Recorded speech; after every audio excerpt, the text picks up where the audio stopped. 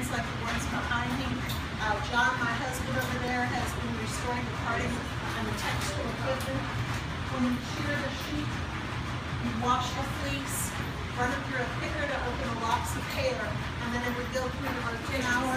This one will do up to 1,000 an hour, so that's pretty good.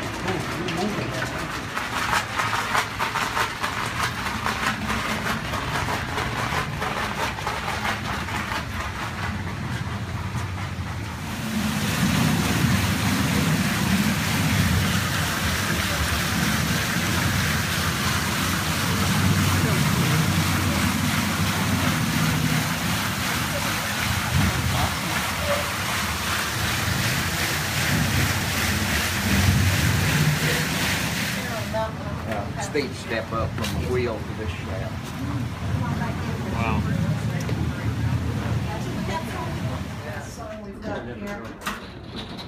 Song number 6.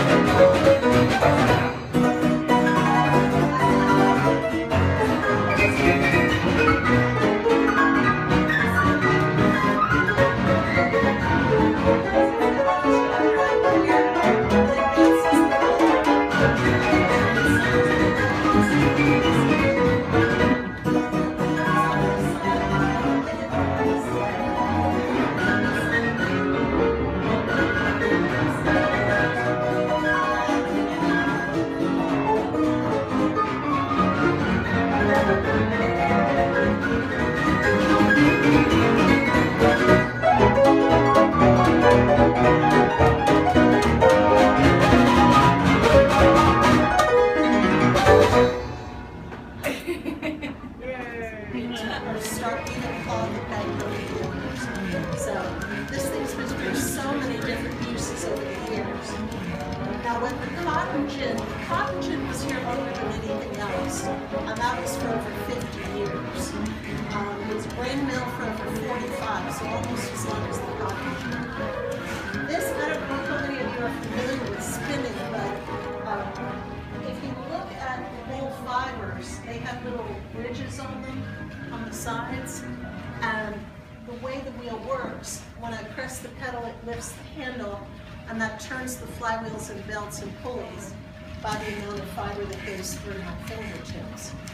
So where I'm pinching it with my right hand, I'm actually stopping the twist. But before it's been twisted, if I want to pull it apart, it's pretty easy to do. Once it's twisted though, it makes it quite strong. In this factory, as I said, they processed wool for home spinning, but the cotton and the rollers. And when you press the pedals, you create an opening through which you pass your shuttle. And on the shuttle, you've got your weft or your filling. So you leave a little bit of yarn in between. When you change your feet, it just closes the shed and locks down what you pass through. And by repeating the process hundreds and thousands of times, you eventually make your fabric.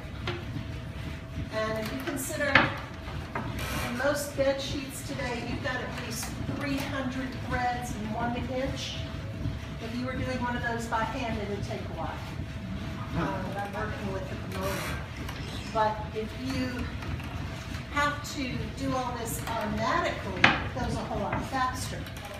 A plush like the cape there, and she developed tuberculosis working in the mill. That was not uncommon either. You were constantly breathing the fibers in.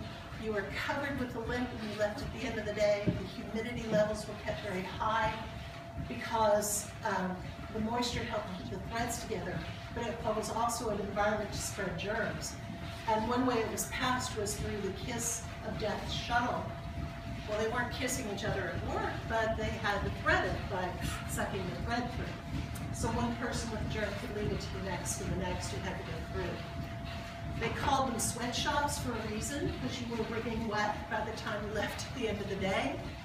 And the people who worked in the cotton mills, it was a derogatory term, but they were known as lint heads, because when you left after work, you looked like a walking Q-tip. You were covered with the cotton fibers.